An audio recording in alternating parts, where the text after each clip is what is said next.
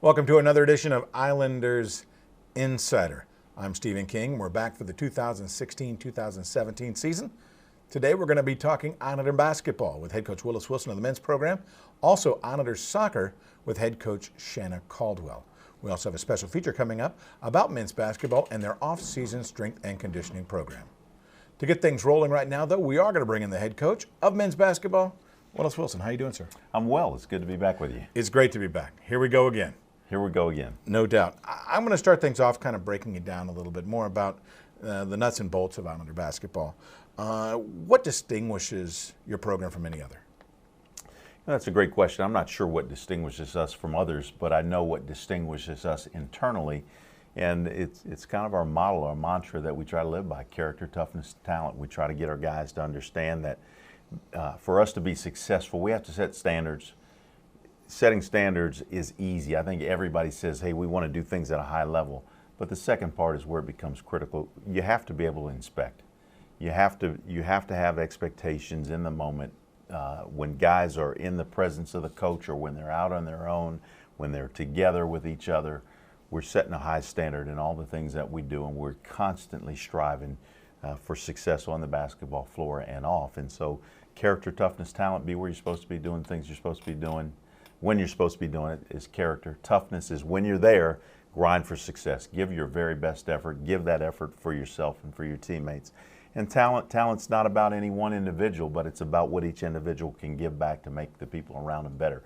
Talent is not talent unless it's shared. That's what we believe, and that's what we practice, and that's what we preach. And so we try to live by those principles. How crucial is it for the athletes to adopt CTT for them to be successful? I think it's critical. I don't think we can be successful. There are going to be times where things are going great and you don't really need to be inspected. But there are going to be other times where you run into adversity, and that's where everybody pulling together and pulling an individual through or pulling the team through together makes all the difference in the world. And so you have to be able to buy into one philosophy. And it's CTT, not some of the time, not part of the time, but always. This is year-round. It's year-round. It's just it's a standard for the guy that goes in the gym, that works on his ball handling or works on his shooting.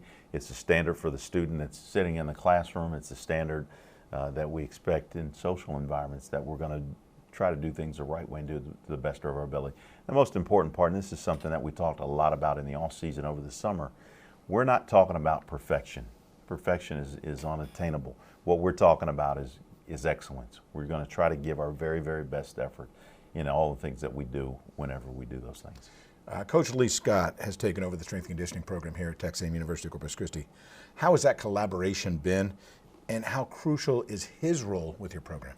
You know, it's been fun. Lee is one of these gregarious guys. He's got a lot of energy. He's got a lot of excitement, a lot of great ideas. But most importantly, he knows how to drive and how to work in that weight room, and I think that's been a great component. He and I have been learning each other over the course of this summer, but the reception that he's had from our players has been tremendous. It's really just been a continuation of a lot of things that Richard Burnett did. And Rich did a great job of setting the tone, but Lee has picked up that mantle. He's taken things to another level, and I think we're really going to benefit from it on the basketball floor. The way he's really pushed guys, they have a sense of how they're going to be pushed during the basketball season, and I think their level of fitness has really improved, especially with so many young guys coming in the program. Speaking of young guys, again, last year you lost a lot of kids to graduation. That just comes, it happens to you, it happens to every team, plain and simple. But can you kind of break down the recruiting process just a little bit, and how does it start? How do you target your prospects? How many years in advance are you looking at potential candidates? Great question. There's not a short answer to that question, but the reality is this program is different from the inception. When I got here, day one, we realized that we were going to have to do things in a different way. For us to be successful, we felt like that we had to get to a level where our talent was better than what exists in the league. And in doing so, that means we've got to go in places to be able to attract players that we otherwise couldn't. And a lot of that just boiled down to relationships. We started out with quite a few international kids. If you remember going back in the early days with Dale Francis, and Ted Wang was here in the program, but it really kind of fit what we were looking for. If we could go get big guys out of the international market, and then just leveraging relationships that we had around the country, guys like Jelani Curry from New York and Brandon Pye from Dallas, and different places, even with a guy like John Jordan in Houston. You know, that goes back to my ties in Houston and all the years that I was there. And so a lot of it has strictly been based upon relationships, getting good intel from people that we trust in the recruiting community, and then the follow-up. And where that's led us is that we've been able to grow the program. People can see a clear picture and path of where we're going, and we've been able to parlay that into some success in the basketball court. Our hope is that we can continue to grow and get better players in the program as we march along, and we think we've done that. Coach, looking forward to a great year. Thank you.